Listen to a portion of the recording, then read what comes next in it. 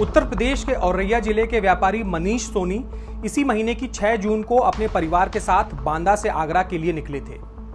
Car जब औरैया पहुंची तो पुलिस की वर्दी और सादे कपड़ों में खड़े कुछ लोगों ने इशारा देकर मनीष की गाड़ी को रोका और चेकिंग के बहाने एक झोले में रखा 50 किलो चांदी लूट लिया।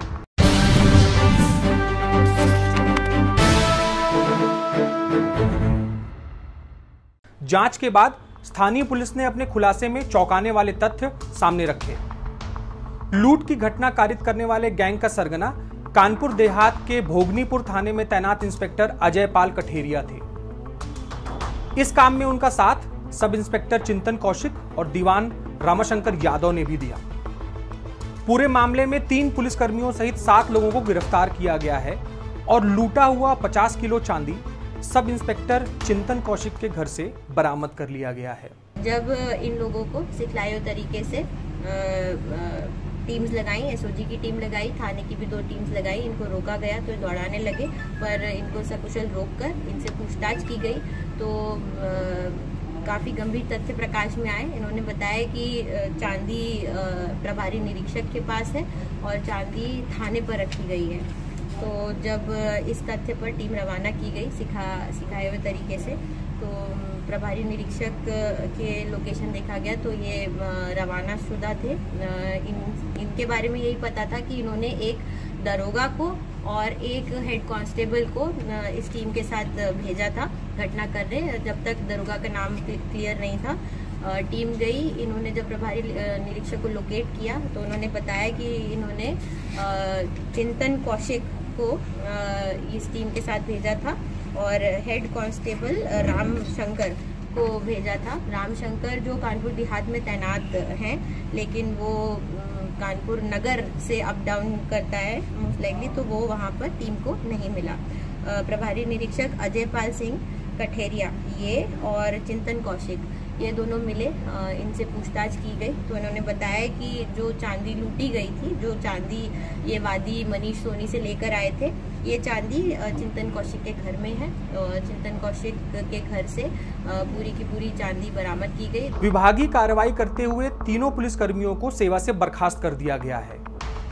अपने आचरण के लिए लगातार सुर्खियां बटोरने वाले उत्तर प्रदेश की पुलिस विभाग ने एक बार फिर छवि को मिट्टी में मिलाने का काम किया है। अभी यह मामला शांत भी नहीं हुआ था कि प्रधानमंत्री नरेंद्र मोदी के संसदीय क्षेत्र वाराणसी में दूसरा कांड हो गया, जिसमें एक बार फिर खाकी के दामन पर गहरे दाग दिख रहे हैं। 29 मई 2023 को वाराणसी के भेलूपुर क्षेत्र में गुजरात के एक व्यापारी के कर्मचारी से 1 करोड़ 40 लाख की लूट हुई। इस मामले की सुगबुगाहट पुलिस महकमे में होने लगी और धीरे धीरे भेलूपुर थाने में पुलिसकर्मियों के संलिप्तता की जांच होने लगी। आला अधिकारियों को जब इस मामले की भनक पड़ी तो उन्होंने एक आधिकारिक जांच बिठा दी। जांच में जो तथ्य निकल कर आए उसमें अधिकारियों के पैरों तले जमीन खिसक गई। महकमे के काला अधिकारी के अनुसार लूट का 93 लाख रुपया एक लावारिस कार से बरामद हुआ। जांच में यह पता चला कि 93 लाख रुपए आरोपी पुलिसकर्मियों के हिस्से का है, जिन्होंने लूट की घटना पर कार्रवाई करने के बजाय पैसे के गबन की योजना बना ली। शुरुआती जांच के बाद ये लगने लगा कि इसमें केवल पुलिस की लापरवाही और अकर्मण्यता नहीं है, बल्कि आपराधिक संलिप्तता है। जब जो विवेचना आगे बढ़ी तो हम लोगों के पास इस बात के लगभग पुष्ट साक्ष्य प्राप्त हो गए कि पुलिस इस प्रकरण में इन्वॉल्व रही थी और इसी आधार पर 7 लोगों की, जिसमें तत्कालीन इंस्पेक्टर भेलपुर, उनके साथ के 3 सब इंस्पेक्टर और 3 कांस्टेबल्स, ये 7 लोगों को सेवा से बर्खास्त कर दिया गया है। विवेचना प्रचलित है, कुछ अभियुक्तों की गिरफ्तारी की गई है और शेष धन की रिकवरी का प्रयास किया जा रहा है। अन्य अभियुक्तों की शीघ्र गिरफ्तारी की जाएगी और इसमें जो पुलिस के लोग सम्मिलित थे, जो बर्खास्त हो चुके हैं, क्योंकि इनकी भी आपराधिक संलिप्तता है, तो इनके विरुद्ध भी वैधानिक कार्रवाई उसी तरह संपन्न होगी। पुलिसकर्मियों से संबंधित ऐसे संगीन आपराधिक मामलों की चर्चा को लेकर क्विंट हिंदी ने उत्तर प्रदेश के पूर्व डीजीपी प्रकाश सिंह से बातचीत की।